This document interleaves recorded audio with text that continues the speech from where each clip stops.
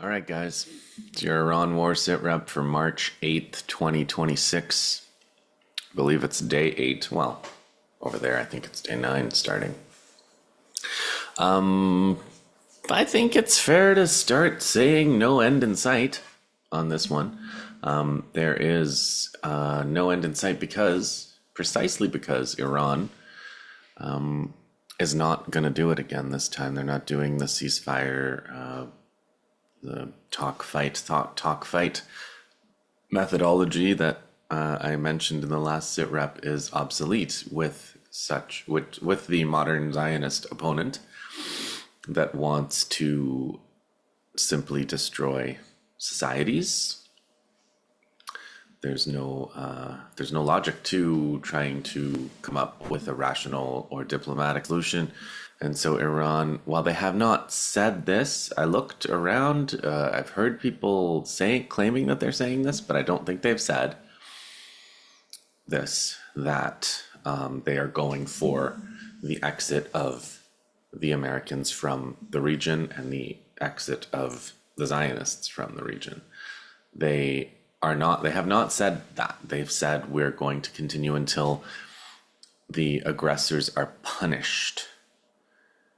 And punishment is an interesting choice of words because it invokes to me behaviorism. Rewards and punishments is the way that you train an animal, right? In that kind of scientific behaviorist theory. And the way that you behaviorally train your enemy, if you think of war in terms of using rewards and punishments, war and diplomacy in terms of rewards and punishments, then the way that you train your enemy is by rewarding non-aggression and punishing aggression. And that way you can create a situation where your enemy stops being aggressive towards you and you have peace. That is one, apparently nuclear theorists, game theorists of nuclear deterrence used to call this tit for tat. And they used to do mathematical game theory for how to disarm the world, how to disarm nukes, which of course didn't happen. We have nukes, plenty of countries with nuclear weapons, and probably more countries having nuclear weapons would paradoxically make the world a safer place at this point, because the worst possible people have nuclear weapons and their victims do not. On the other hand, I also continue to respect Iran's position that they don't have them. They've chosen not to have them because they don't ever want to use them. So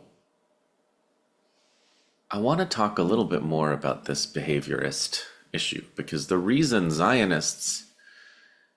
you can't play this game with Zionists is because, well, for two reasons. One is to train behaviorally your enemy, you have to be able to moderate that escalation. They talk about it in terms of a ladder, but if you think in terms of behavior, think of it in terms of like a pain dial, electroshock therapy. These are all behaviorist methods, right? And if you're the Zionists go straight to genocide now. They don't stop, they don't pause, they go straight to genocide. So they don't have a dial. They try to kill everybody. They start with the children, they start with the hospitals, and the West just accepts this. So the West can also own it. This is Western warfare now. And so if you go straight to that and you don't have an escalation ladder, but instead you just go straight to genocide, well, then you're not, whatever the context is, you can't exactly call it a behaviorist training method. The Iranians, I think the resistance, I remember years ago, Naim Qassem, who was the Secretary General of Hezbollah, he said, we will drag the animal back into the barn. So it was kind of like grab it by the horns and drag it back into the barn. But Israel is not in a barn. And Israel's not an animal. Israel's more like the devil. You don't drag the devil by the devil has horns, but you don't drag the devil by the horns anywhere. You don't drag the devil anywhere. You know, do what you can to banish the devil. You try to get you don't invite the devil to your house. You don't make deals with the devil. That's probably the most important thing about the devil metaphor. And so,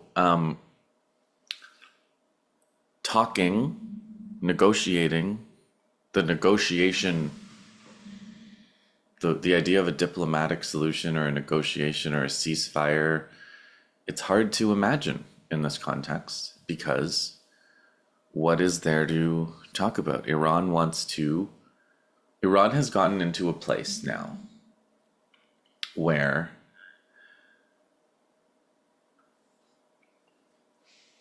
like for the longest time, for decades, for many decades, all of us involved in the Palestine issue, all we've ever heard was that Israel needs to feel safe. Jews need to feel safe. They need Israel. They need to oppress the Palestinians. They need to steal their land. They need to steal their houses. They need to rape the Palestinian prisoners. They need to hold prisoners. They need to hold child prisoners. They need to raid the West Bank. They need to starve Gaza because they need to feel safe. And so everything that Friends of Palestine, let's call ourselves, were doing was to try to argue that, look, this is not making you feel safe.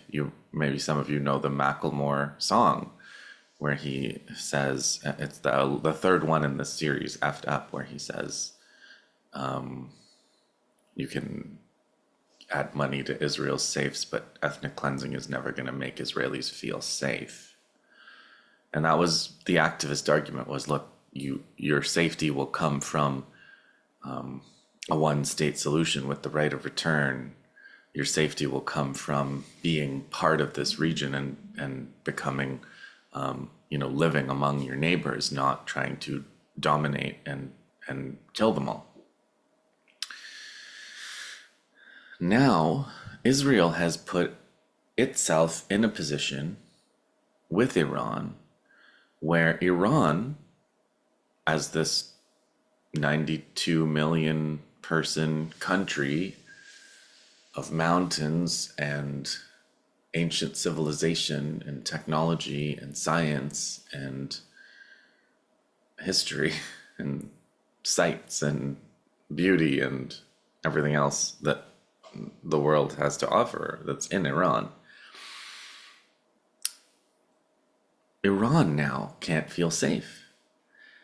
And Iran is going to continue the war until they feel safe. And how can Israel and America now make Iran feel safe? Because that is the stopping condition for this war. That was the question that Israel used to demand. That was the demand that Israel used to always make, was, how can you make us feel safe? Because if you don't make us feel safe, we're going to do Zionism, and we're going to commit genocide. And so they've now made everyone so unsafe that a country that doesn't have a border with them, that isn't occupied or occupiable by them, really, that is something like 10 times the size of their country,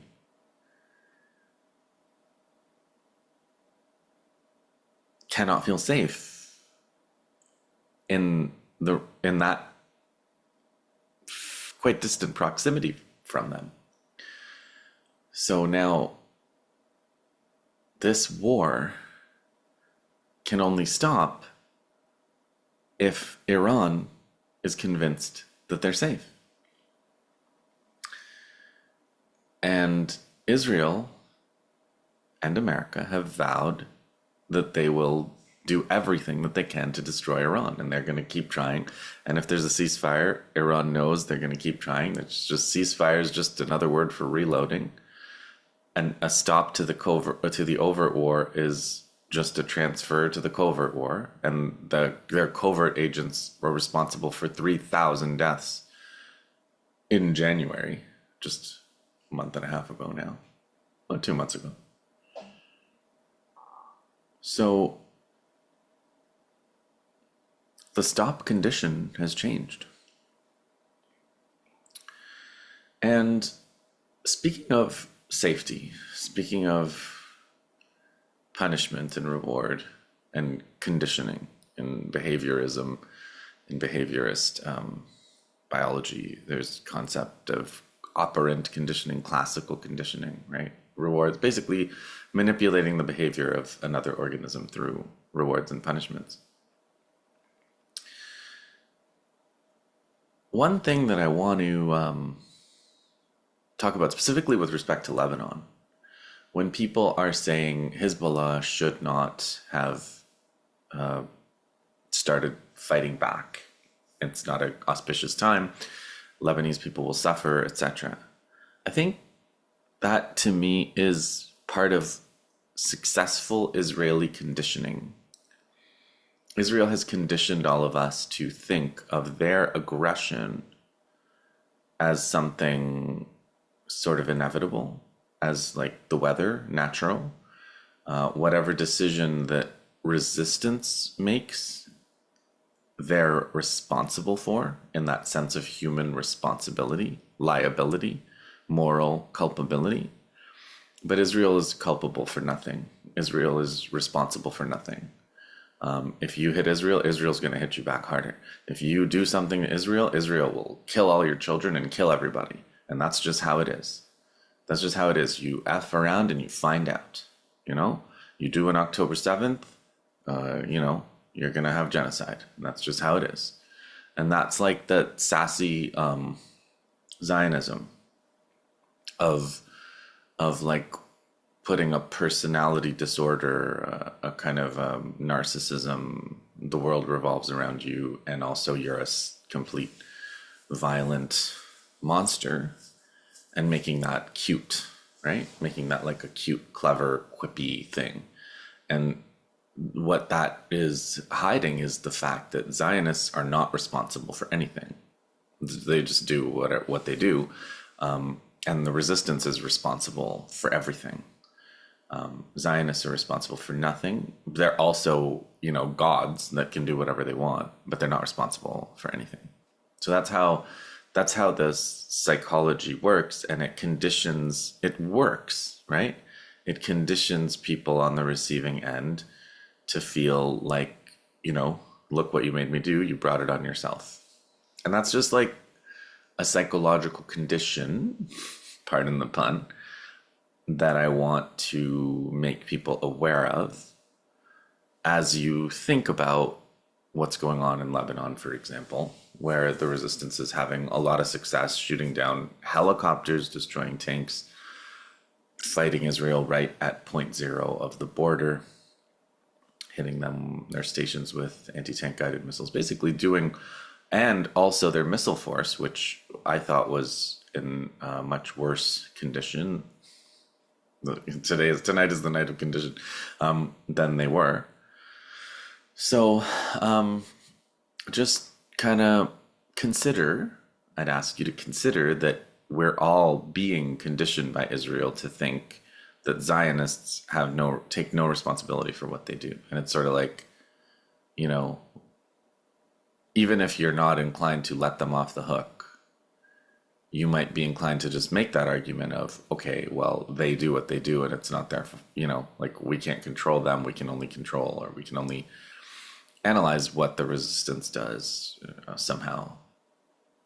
And I would say to that, that it is losing sight of the moral issue if you don't remember the moral issue and the culpability issue and who's actually doing all of this ultimately, and what the reaction, what part of this is a reaction to oppression, and what part of this is the choice to commit depravities that are should not be fathomable or containable by the human mind.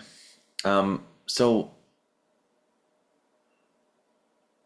now you can also think of deterrence and escalation as some kind of communication, some kind of dialogue.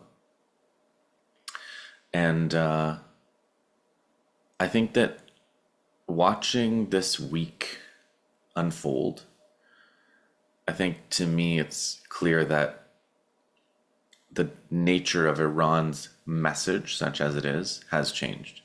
Because if you think about the way that the negotiations were going, the direct negotiations with the U.S.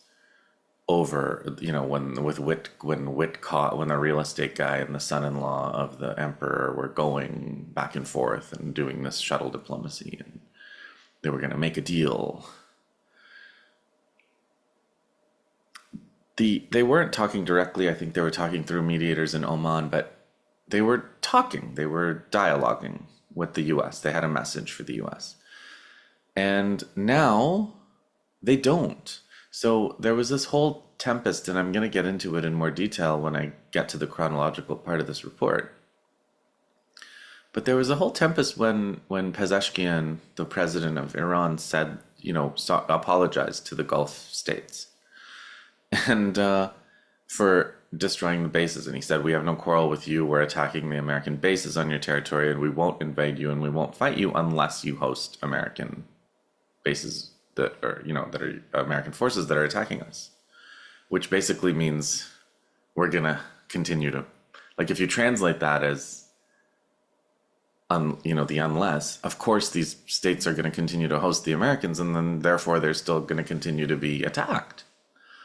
But people, I saw even some Iranians online that I respect saying, this is dividing, this is a divisive message, this shows weakness, and the US and Israel are going to attack us harder for it.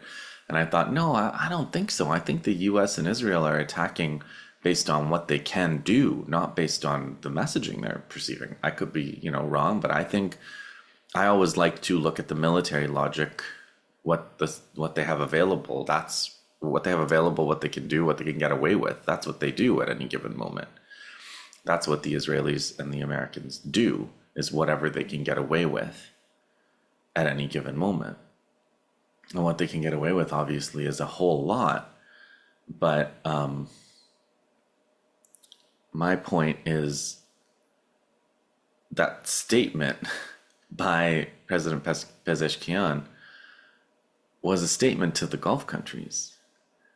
And my point there is they're talking to the Gulf countries. They're not talking even directly to the Americans anymore.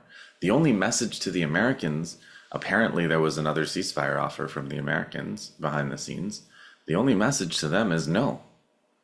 The foreign minister, Araghchi, said there was another ceasefire offer today. No, the answer is no. We're going to continue until this war is over comprehensively. What does that mean? It means until they feel safe. This feeling of safety is going to be very hard for the Americans to convince them of while they're there. If they're 1,000 miles away, they can restore that feeling of safety as long as Israel is also gone. I think that's where we're headed now. And the fact that they're not talking to the Americans at all. They have no message for the Americans. All he said was, your talk of surrender, you can in your dreams, basically. So that kind of message moment is genuinely past. And that's a point of, I don't know if it's a point of no return, but it's certainly a point. It's certainly a new point. I don't know, I've seen a lot of people that I like a lot saying, there's no going back, there's no going back, there's no going back. And I don't know, history doesn't always move forward. History moves backwards. It's not a given to me that there's no going back, but I think that the goal of Iran is not to go back. I think Iran knows what going back looks like. And I think everything that Iran is doing now is to not go back.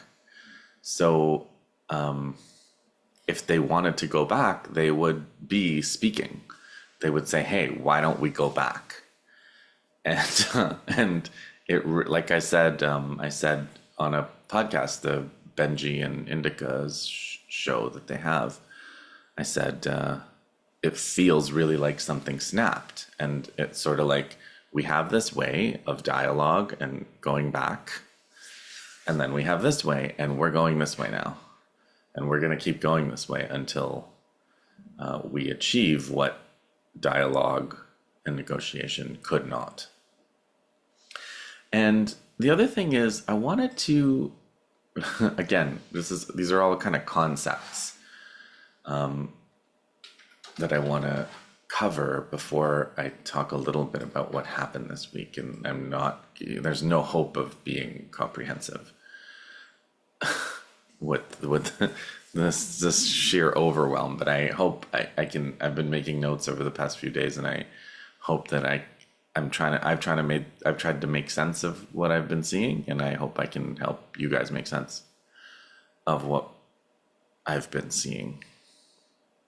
So there's these concepts of dialogue and conditioning and safety and deterrence and negotiation that I wanted to go through.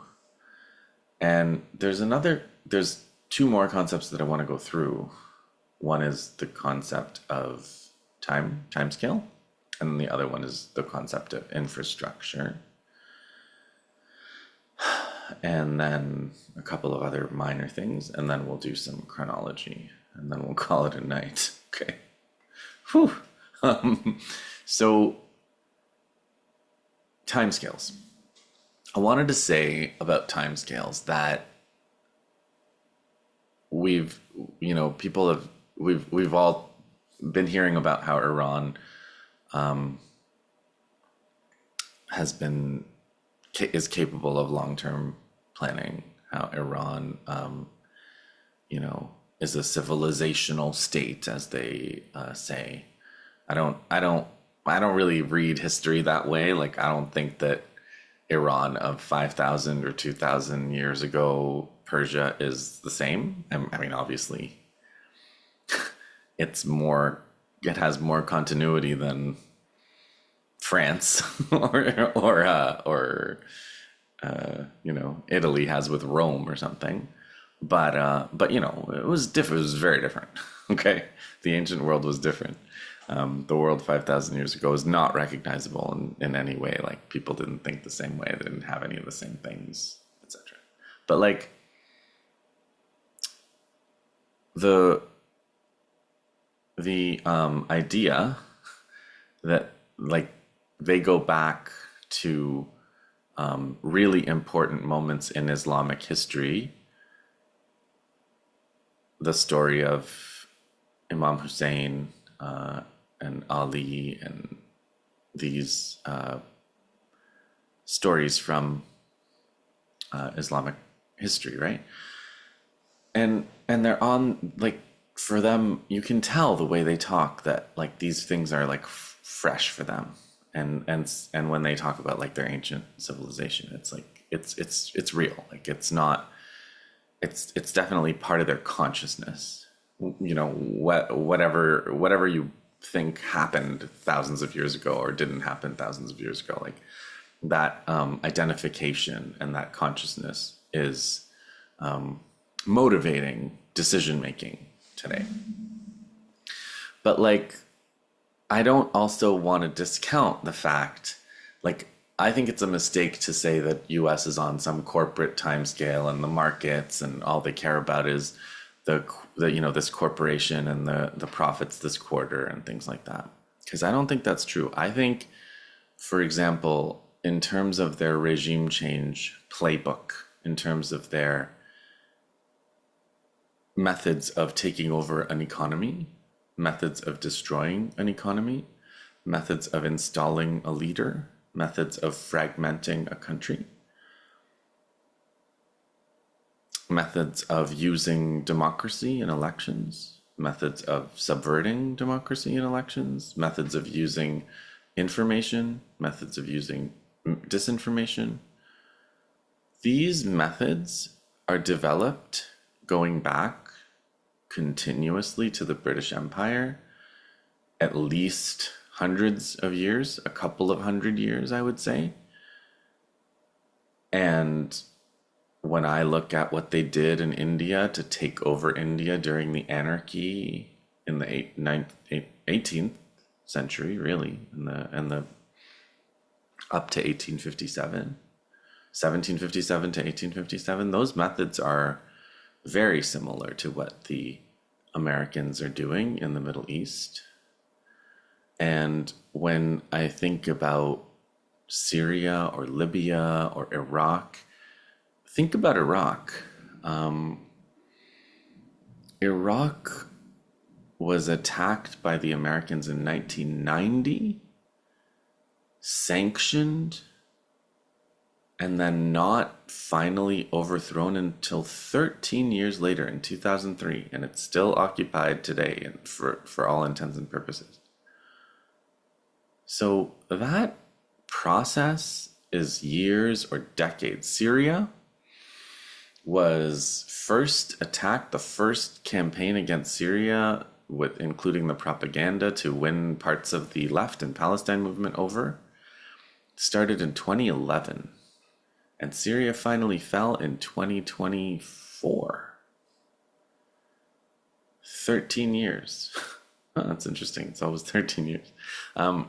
So a 13-year thing is nothing for them.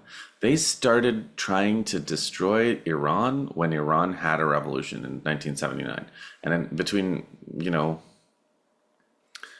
World War I, 1918, until 1979, Iran was effectively under British and American control. They escaped in 1979 with the revolution, and the Americans and Israel have been trying to destroy them ever since. So these are modes that they have for undermining and ultimately destroying sovereign states. Partition, destruction, dictatorship, democracy, they're all different modes, and they're all available ways to subvert and control and make sure that the people of the country and the economy and the resources are going all to enrich the US and Israel and those interests. So my point there is that the time scale is also can be quite long for the imperialists. And so that's why I believe Iran has made this calculation that they're going to keep going with the war. They're not going to do a ceasefire because in the long run, on the time scale of the Americans that they have, a ceasefire is very much in their interests. A ceasefire is just a perfect way to continue on their campaign of slow, manageable, as fast as they want, as fast as they can, destruction of Iran. And a war that Iran has gone to war to try to change that status quo, to try to change that status quo to one where Iran's sovereignty is safe from a multi-decade project of trying to destroy the country and the region. So, if Iran succeeds in pushing the American military out of the region altogether and stopping Israel, from colonizing Palestine and its neighbors, well, then everybody benefits. And in some ways, the Arab countries that are closer to Israel and that are slated to become greater Israel are more successful. Benefit more than Iran does if Iran wins. But they're not gonna see that until it's already done, and they're very likely to bet on the Americans until the very end. So now I think we're ready to talk about the Iranian strategy and this concept of infrastructure. Iranian strategy has been revealed, I think, to us over this week in a way that it's only been, pardon the pun, promised and threatened in the lead up to the war. And, in a lot of ways, if you think of Greater Israel not as, a patch on a Israeli soldier's, uniform, and not as a map of some fictional Israel that never actually happened. But if you think of Greater Israel as infrastructure, Greater Israel is here already. And I think that when you see what Israel has attacked, what you see is what Iran has attacked over the past week. You see what Iran has attacked is Greater Israel, the Greater Israel infrastructure. So what is the Greater Israel infrastructure? It is security arrangements and treaties with semi-sovereign Egypt and semi-sovereign Turkey. It is the control, the dictatorial control over the regimes in Lebanon, Iraq, and Syria that have, if you guys are following Amal Saad's tweets, she tweeted that the Lebanese government has surrendered and chosen collaboration before even Israel occupied the country. So she thinks that's might be a new thing, that the authorities have surrendered already before even an occupation happens. So the security arrangements with the larger, more powerful, but only semi-sovereign, very dangerous neighbors of Egypt and Turkey that are working for the Zionists for God knows what reasons, but they are. The conquest, essentially, of the Levant, Lebanon, Iraq, and Syria are under Israel's thumb. But then now we can get into some physical infrastructure. So there's a legal and a collaboration infrastructure that's close. But then you get a little bit farther out and you have the radars that Iran has been destroying. You have the bases that Iran has been attacking. Bases to surround Iran, bases to occupy the Arab world. There's, of course, the oil and the transport infrastructure that makes these Gulf countries a hub. They don't charge taxes. They they pay scandalous amounts of money. The influencers go and live unbelievable cartoon lives. It's glitz. There's glitz and wealth beyond your dreams. And it's all funded by oil wealth. It's funded by dollars. It's funded ultimately by slave labor from the region, unlimited slave labor from mostly South Asia, but other parts of Asia as well as, including West Asia, of course, locals, but mostly foreign workers with no rights who live in colonies like you wouldn't, that don't match up to the glitz, let's say.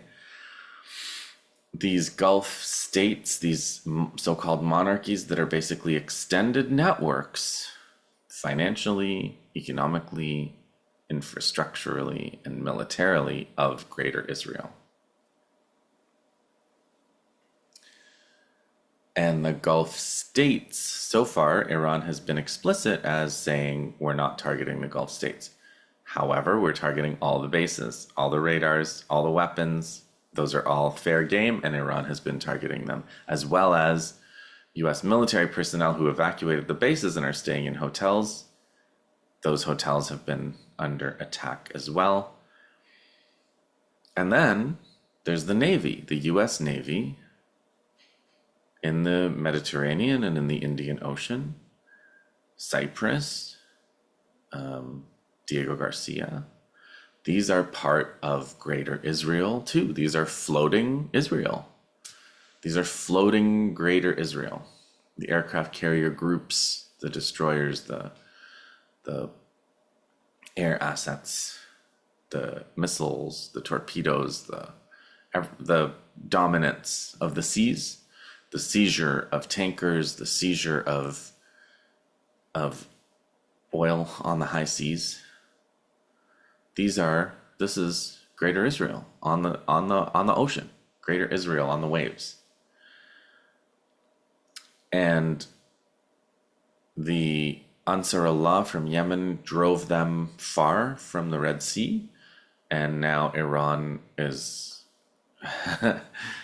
not closed the Straits of Hormuz, but the Straits of Hormuz are nonetheless not open either. So if you look at this map, there's two ways to get from the Indian Ocean to the Mediterranean, and these are, into that canal, the Suez Canal, and those are, you got to get past the Ansar Allah in Yemen, or you got to get past the Iranians, who have legal control of that strait as well. So all of this is the infrastructure of Greater Israel. And another perhaps important point is that Iran has major environmental problems. Tehran has water problems. The Americans blew up, or the Israelis, whatever, there's no difference. But they blew up a huge oil refinery in Iran today, I think.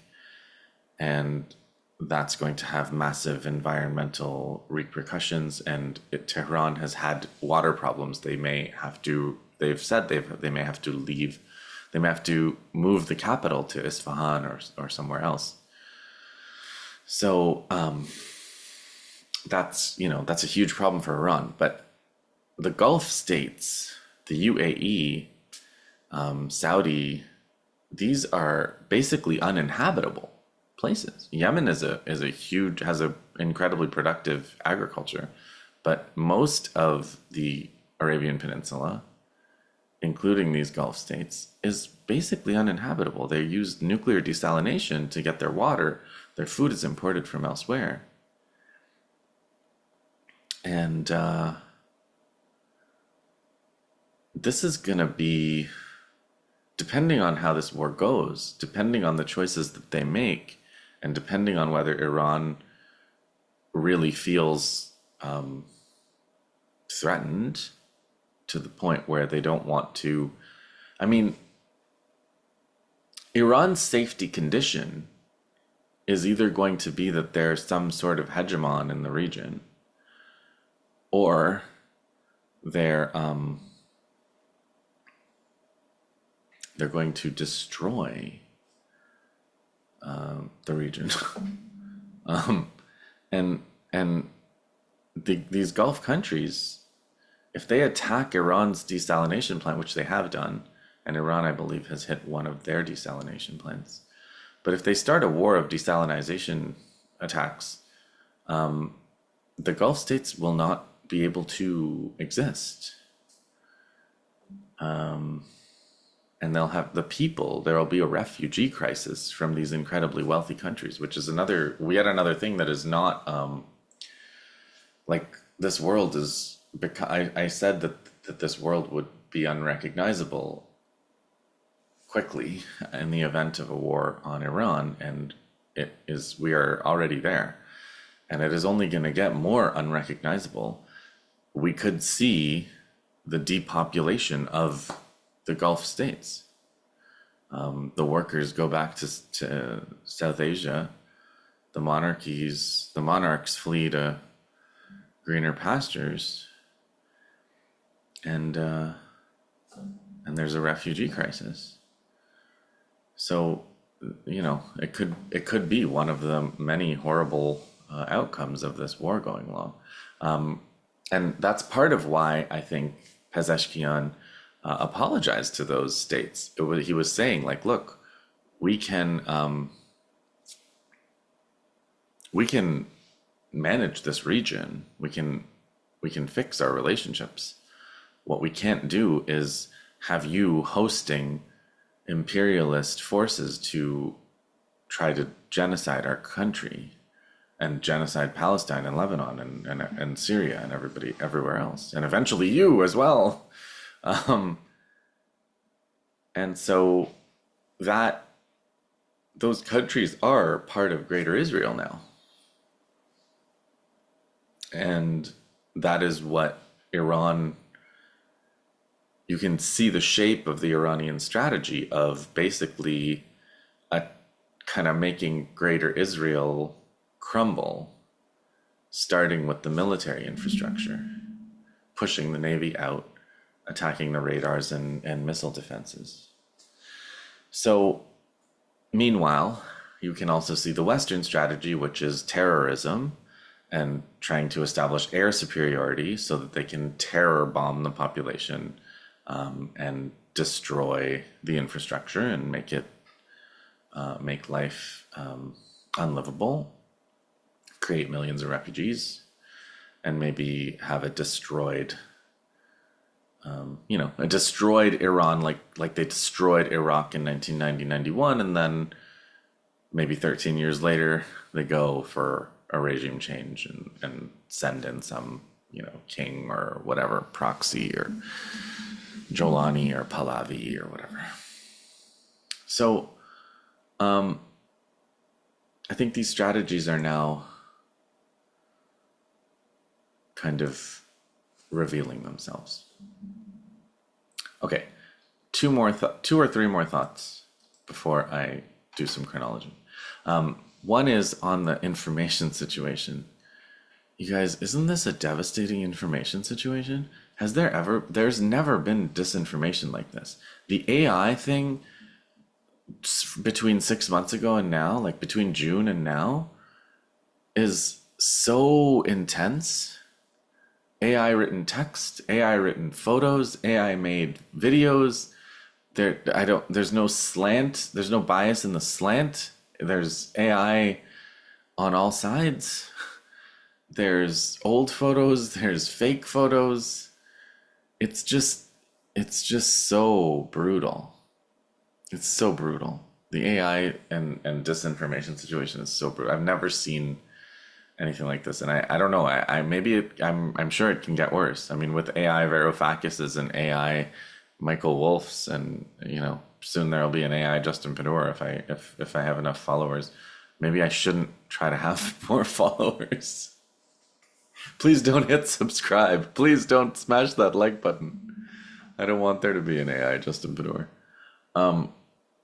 There's never been disinfo like this, so it becomes really hard to navigate this, and I don't even have an answer. I mean, I'm going to the same people that I always go to. Aria, Ari Gay, or Fotros Resistance on Telegram, and Mohammed Morandi, of course, and the IRGC directly, and Hezbollah directly, and those basics.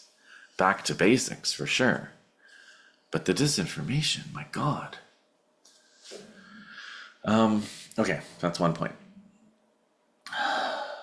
I wanted to mention the ground troops, like the threat that the Americans are of seizing Karg Island or going in with special forces and taking the uranium out like they did to Maduro, like they kidnapped Maduro. They're going to kidnap Iran's uranium.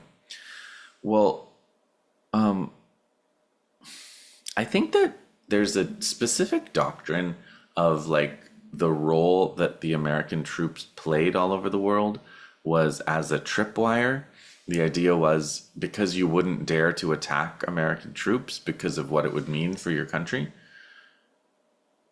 American troops, even a small number of American troops, could make a big difference in the security, what the promise that Americans are providing security to Saudi or to Saudi Arabia or whatever. Europe, Germany. But once once they said we're not just here to protect UAE or Saudi Arabia or whatever, we're here to destroy Iran. We're here to destroy Iran no matter what they say, no matter what they do, no matter what deal they take, no matter what they offer. We're here to destroy Iran for Israel. Israel wants the whole region, and we're here to destroy Iran so Israel can take the whole region. now Iran is fighting back and killing these U.S. troops all over these bases, and so the tripwire doctrine is over. So this is one element of American strategy or whatever, if you want to put it, if you want to call it that. That's just that is. I don't think there's any going back to that, because once you say you're going to do it anyway, there is no tripwire anymore. You've tripped the wire by existing. You've tripped the wire because the wire, the Americans want to kill you no matter what you do. So there's no benefit anymore to not attacking. And that's a big part of what we're seeing with Iran is there's no reason not to anymore.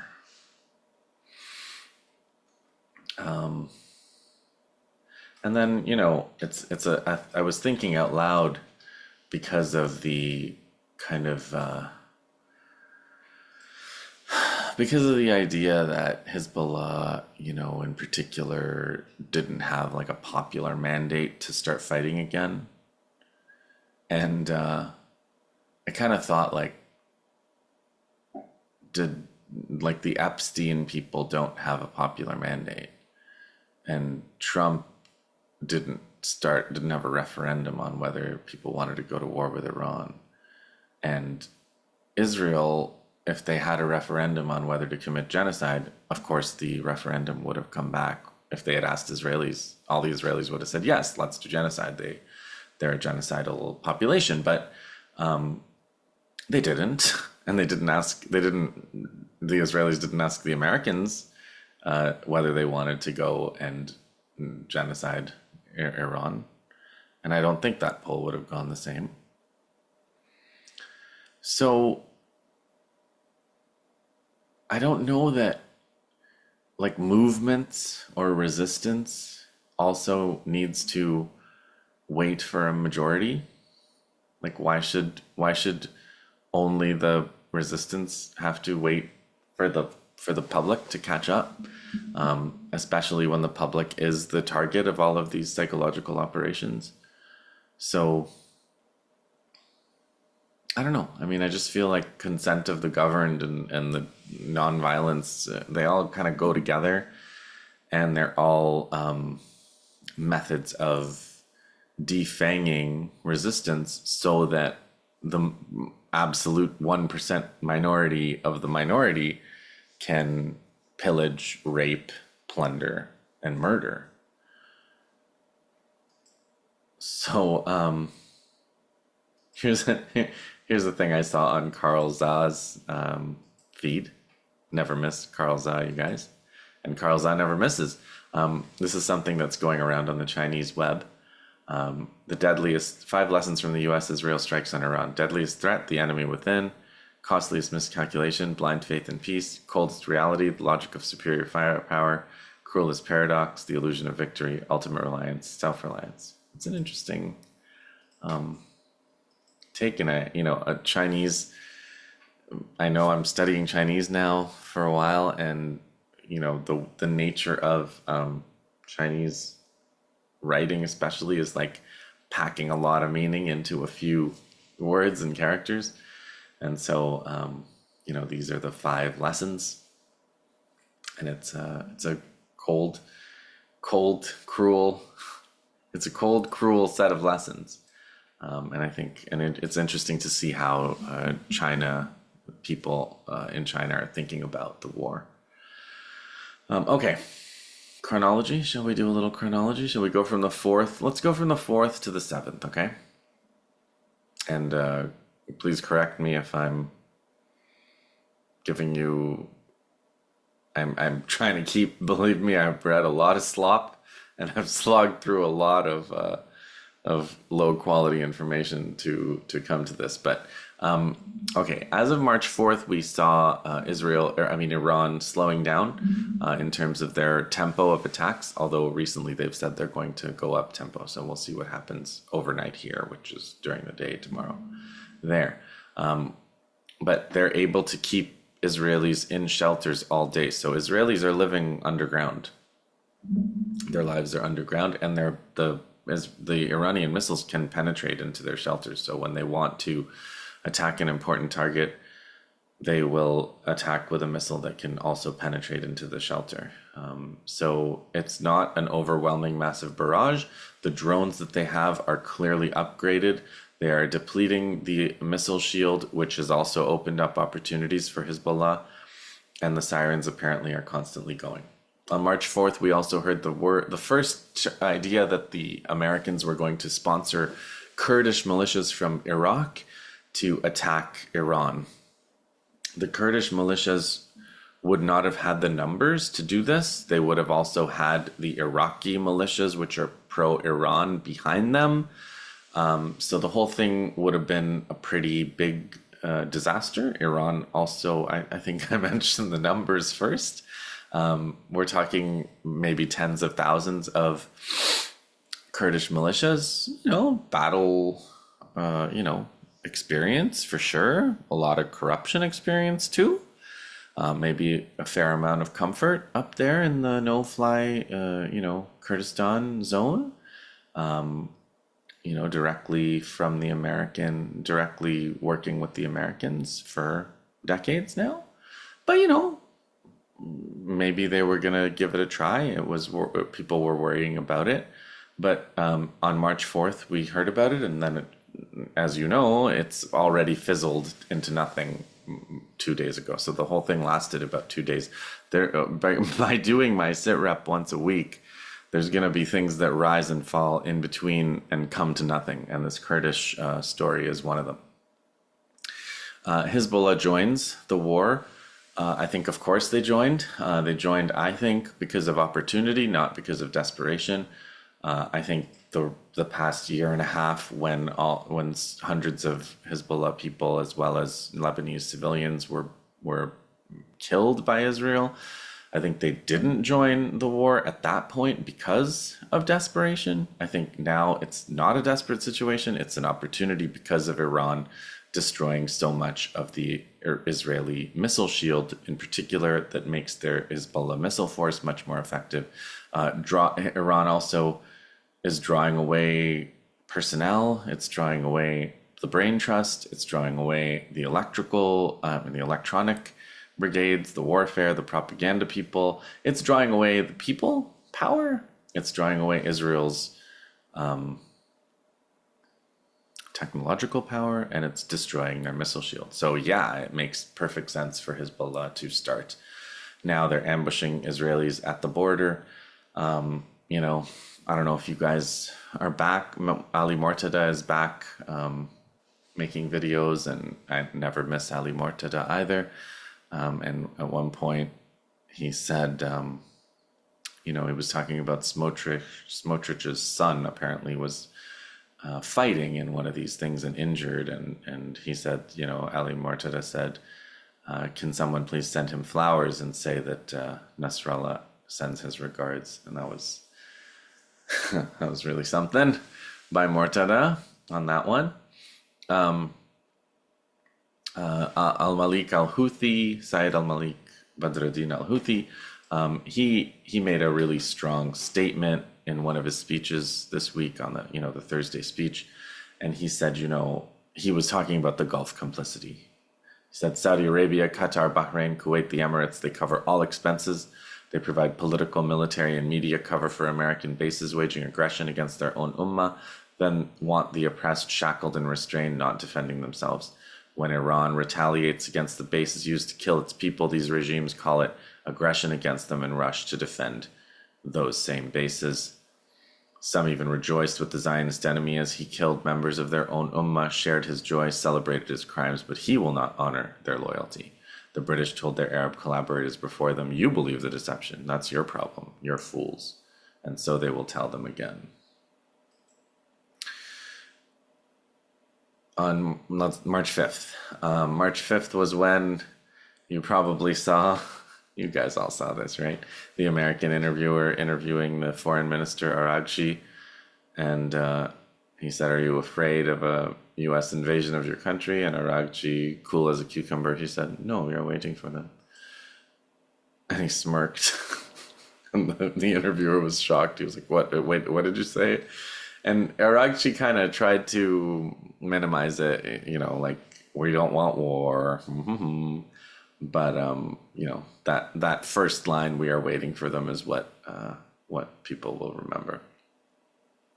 On March 5th was, I think, the first day, people can correct me, but that Iran used this famous Khorramshahr 4 missile, with 80 missiles inside it. So it's this huge missile, and then there are 80 missiles, and they hit 80 different targets, I think. Also, Hadi Hotait from Free Palestine TV made a tweet where he pointed out that Hezbollah is going to the Israelis and attacking them too, if necessary, even across the border, not just waiting. So he said he had a pretty good quote. Hadi did. He said this time Hezbollah decided to go on a find and destroy ground operation instead of last war's wait for the enemy operations. This might change the paradigm for the Israeli soldiers in terms of understanding what battlefield they're sending their troops to. So that's an interesting, very interesting observation from Free Palestine TV, which obviously you should watch. Everything they're doing, I think, daily coverage. Laith is interviewing somebody every single day, it seems, about the war. So check that out. And then destruction of these THAAD radar systems. The fourth one in Saudi took place on March 5th. Someone told me not to call it Saudi, but I actually am going to call it Saudi, because in places like Pakistan, they call it Saudia. But they also, I actually think it's somehow more,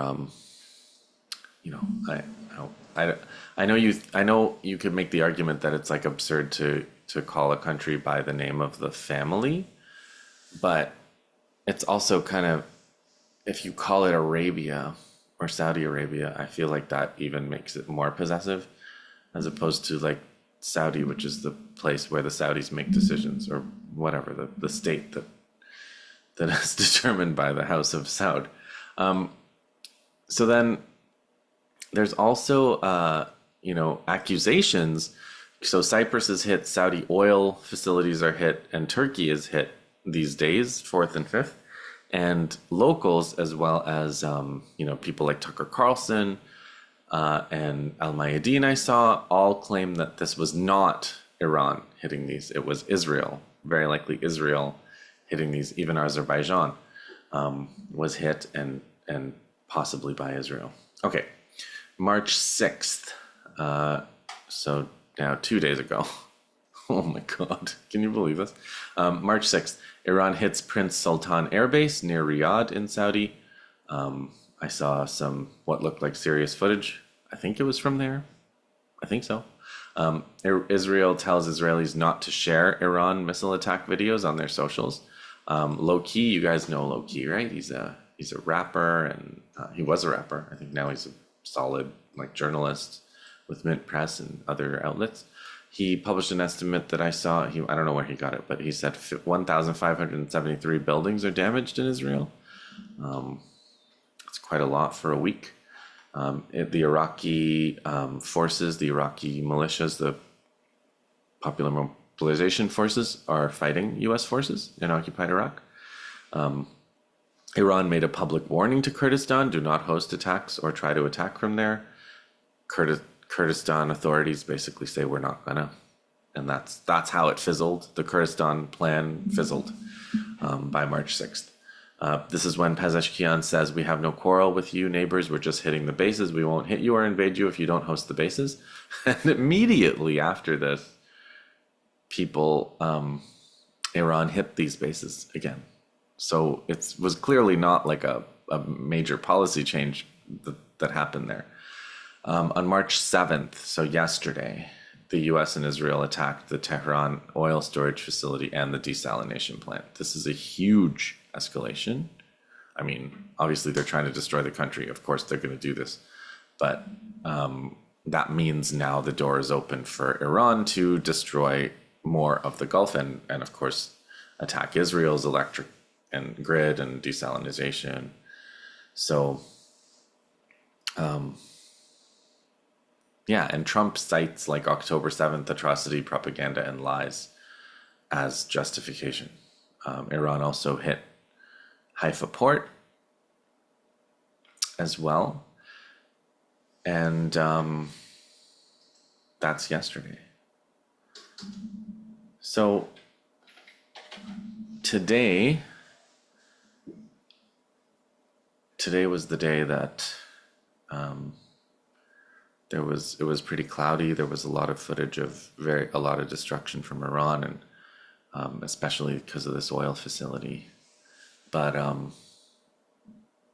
Iran, in response, promised that they were going to update the list of targets and hit harder. So I guess we can expect that that's happening now.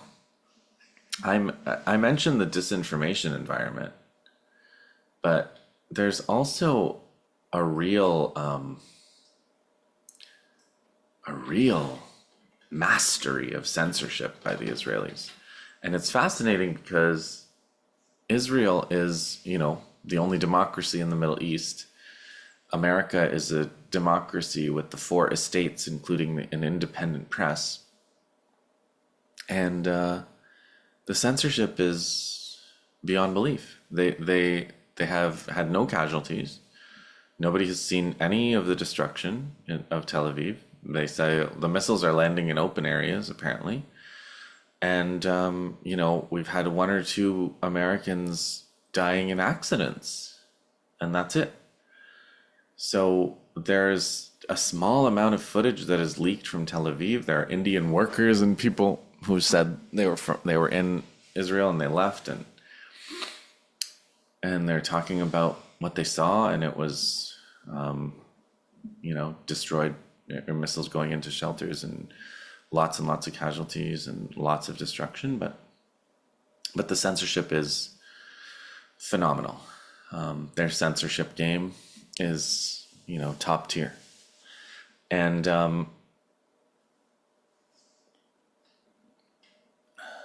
so now what else has fizzled? Okay, there's an Azerbaijan thing that I think is going to fizzle. So Azerbaijan is one of the main corridors from which Iran is being attacked, from which Iran was attacked during the 12-day war too. You guys know that the Azerbaijan oil is the main oil for Israel. It's the main oil supply to Israel. So I think Iran has been explicitly and implicitly threatening Azerbaijan all this time. And Azerbaijan, I think, said we're not going to host bases and stuff, but they are. Same with Iraq. The Iraqi people and the Iraqi militias are very much with Iran, but the Iraqi government has to do what it's told, right? So the idea, I think, is that Israel especially wants Azerbaijan to fight Iran, but that's not going to be a good fight. It's going to be a pretty easy fight for Iran if it comes to that. So I don't think it is going to come to that, but we'll see. I think the Iranians are going to try to destroy the bases from which they're being struck via that corridor and try to close that corridor. And I don't think, well, we'll see, but I don't see Azerbaijan trying to fight Iran on their behalf. And again, if you need to see these states and these bases of Iran's neighbors that are with the imperialists as part of the network. It's not like independent countries joining an alliance. It's an existing network of territories and bases from which the Americans and Israelis attack. So they're not, if they say we're with the Americans and the Israelis, or they say they're not with the Americans and the Israelis, it makes no difference. They are part of that network, regardless of what they say.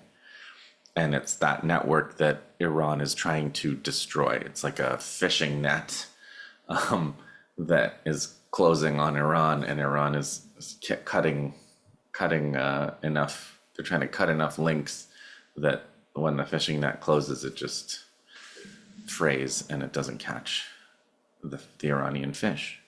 Okay, that was too extended of a metaphor. I apologize. Okay, so that is all for my discussion of the chronology. I want to make a couple of notes about weapons. Iranian drones clearly upgraded from last time in terms of their targeting, their damage. You know, maybe it's the Chinese help targeting, maybe it's the Russian help targeting, maybe it's Russian upgrades from Ukraine because Iran provided a lot of drones to Russia. Maybe Russia's sending back upgrades. They're so good that the Brad Cooper, the commander, one of the American commanders, bragged about repurposing Iranian drones. So like, way to go, America. You've gotten so good that you're now able to reproduce Iranian technology. So the drones, especially as we kind of pass the, blind, deplete, overwhelm, blind and deplete is still ongoing. But as soon as we reach that depletion, the drones are going to do even more damage because they'll just go wherever they want, and they'll be able to just do big damage with missiles and saturation damage with numbers of drones if they choose. They'll have a lot more flexibility if they succeed. And by the way, you're at the same time probably seeing mainstream reports of how air superiority is either achieved or imminent over Iran, and they'll be bombing Iran at will. Maybe it will, maybe it won't. I don't think it will. But regardless of whether it is or not, that will not stop the missiles or the drones. It will just enable the Americans to do more, brutal damage to Iran at a long distance with risks nonetheless of once in a while getting shot down. So, and they will be getting hit back the whole time.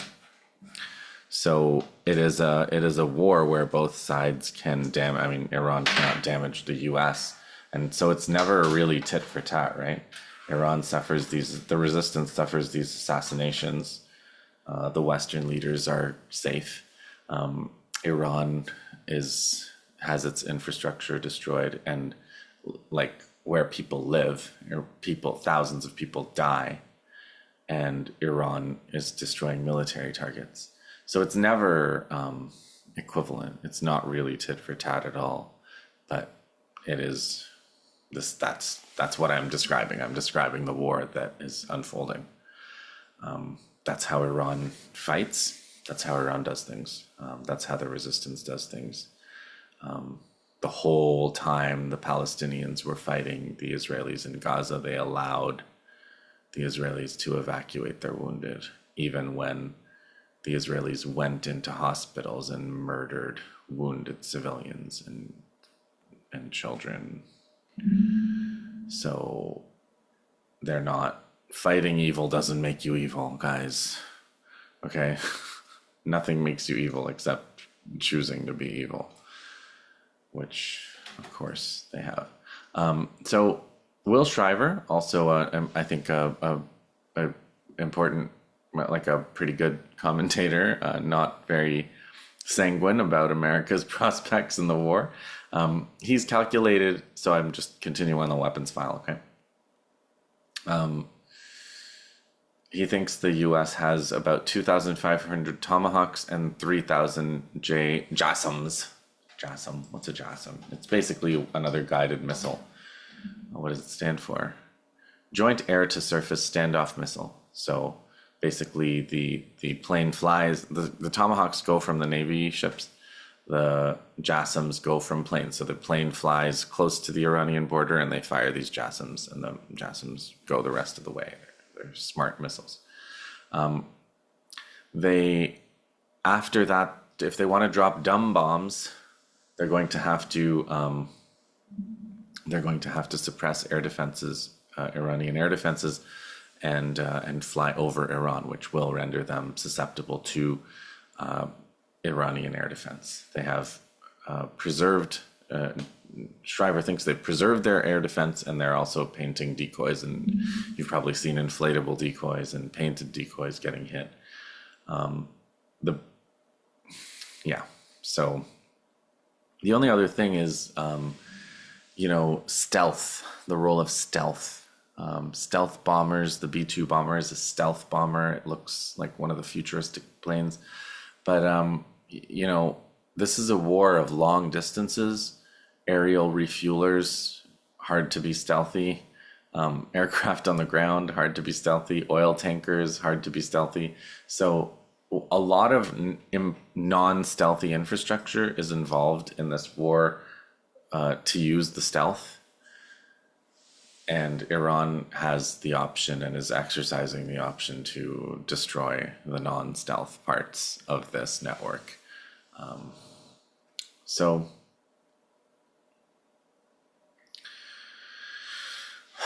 I think that's it, you guys. I think I've done my whole report. I think this was nonetheless extremely long. And it's probably they're probably gonna be long. And probably by the time I see you next, there'll be whole stories that have risen and fallen and come to nothing. And I almost hope that's the case. The markets are gonna open tomorrow. Then we get into the economic and financial parts of this war. We're going to see a whole week of markets in the context of the war. And the oil prices have started to go up already. And I don't think there's a ceiling on that at all. And Russia will be enriched for sure. And we'll see what else. I mean, if they destroy all the infrastructure, if all the oil in the Middle East is destroyed, you guys need to understand Iran wins. Okay, all the other countries are extremely dependent on oil. Iran has a lot of other things going on besides oil. If all the water desalination in the region is destroyed, Iran wins. Iran has other sources of water. Many of these countries do. Many of these parts of Greater Israel, I think we should call them the extended Israel, many of them do not. And this is already horrible, and it is going to get much more horrible. But I think that the point that Iran is making in everything they're doing is that it's not just going to be horrible for Iran anymore, and that means that the world has changed. That means we are already living in a different world. So let's hang in there. Remember my message about dooming and glooming. We have to continue. We can't be freaked out by this threat, by their threats of ending the world. We have to continue, and we have to work as best we can for the outcome and the world that we would rather see. It sounds like platitudes, but that's all I got for you in terms of a call to action tonight. Hang in there, try to stay safe in this disinformation environment. This is something that I don't even think Basil Araj foresaw, this AI slopification of everything. So keep your wits about you. Keep your human wits about you. Follow humans. Follow other humans. Try not to follow robots. Try not to get your information from robots. Okay, I'll see you guys soon.